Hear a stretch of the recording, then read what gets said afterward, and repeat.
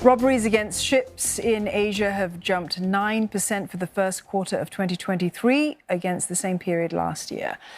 There were 25 incidents from January to March alone, of which 18 happened in the Singapore Strait. This was revealed at the Piracy and Sea Robbery Conference held during Singapore Maritime Week. Authorities say many factors that drive people to piracy and sea robberies could have returned. As an example, livelihood pressures from inflation and economic uncertainties. However, they say the severity of incidents has not increased. Well, in more than 2/3 of incidents this year, the perpetrators were not armed and the crew were left unharmed. Still, the Recap Information Sharing Centre stresses that combating piracy is a shared responsibility of nations, agencies and shipping operators.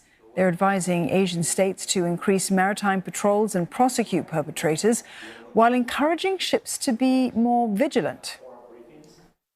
The littoral states of the law enforcement agencies need to work together more closely in exchanging information and bringing in the suitable action both at sea and land to prevent the criminals from engaging in sea robbery. Different states have differing priorities when it comes to addressing maritime crimes.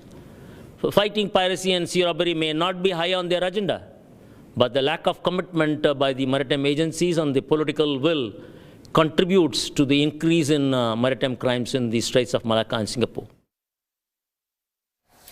The event also saw discussions around how to keep ports resilient against threats such as rising sea levels and global supply chain disruptions. A closed-door roundtable saw about 30 groups taking part, including Jurong Port and Sentosa Development Corporation. For more, we have Sebastian Lee. He's maritime business leader at global consultancy firm Arab, the company behind this dialogue. Mr. Lee, this roundtable is closed door, so we're not privy to that information. You are. Could you let us know what were some of the key concerns that emerged at this roundtable? I think the key concerns that it was shared in the roundtable are mainly revolving around the extreme weather and then aging infrastructures, and all these are real threats that is posing to ports' resilience today. And I think it's a good sessions where everyone come together, sharing their best practices and sharing new knowledge and what are the priorities that they need to be working on to make their port more resilient. And one of the future threats, the most pressing perhaps, rising sea levels. Yes. Tell us something about how big of a concern that is for the ports.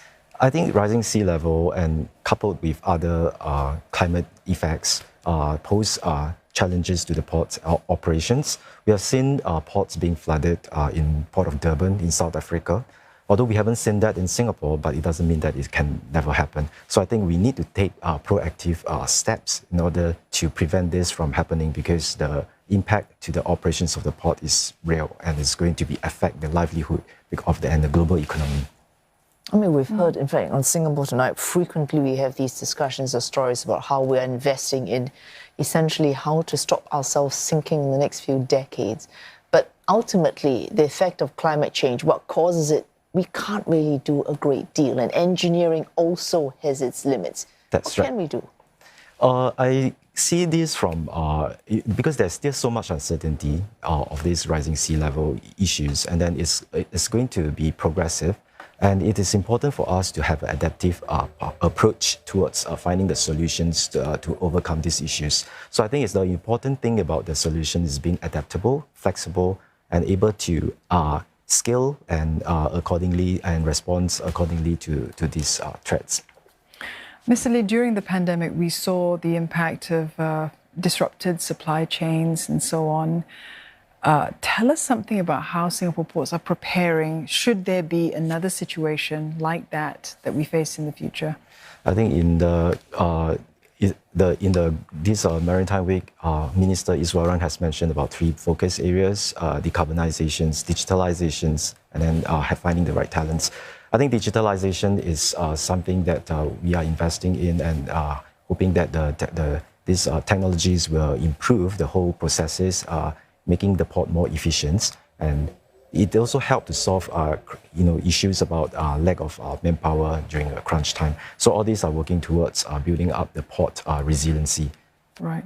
But of course, a port, it's also interrelated to other ports. So I think that all the other ports, the whole global systems needs to be working towards the same. Right, and so the whole framework whole has to be strengthened. Yeah, that's right. Right. So we are never alone, and then everyone needs to be tackling these issues together. Right. In fact, with this digitalization, automation, that is not just with our ports. We're doing it in just about every sector possible to tackle every possible challenge, including demographic challenges, etc. Is there a way to measure a benchmark to say we are doing enough, we are not doing enough, or we should be doing that much more over what period of time? How would you assess that in terms of our ports? I think it's hard to assess whether how much is enough, because I think it's like what I mentioned. If we are doing enough, but another system is not doing enough, because everything is all interrelated. I think more importantly is everyone working towards the same goal. What if they can't, and if they're not taking part, and it's just down to us? I think it's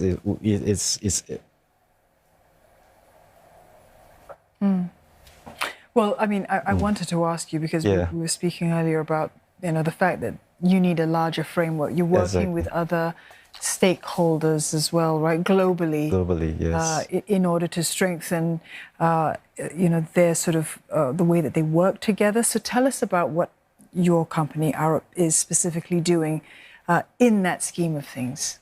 I think the Arup, we are partnering with the Resilience Rising in working towards this port resilience. So there is a series of programs that we are rolling out, and this roundtable is the first of many to come. So this roundtable saw us having all these groups of stakeholders coming together. I think it's a good start, because we start to look and understand what are the issues, and what are the things that we can do, and what are the things that we can prioritize. And then from there, we can roll out more different phases of programs and helping this port resilience. Right. Well, we wish you the very best with that. Thank you very much. It's certainly a difficult task. Thank you. Sebastian Lee, Maritime Business Leader at global consultancy firm Arup, Singapore.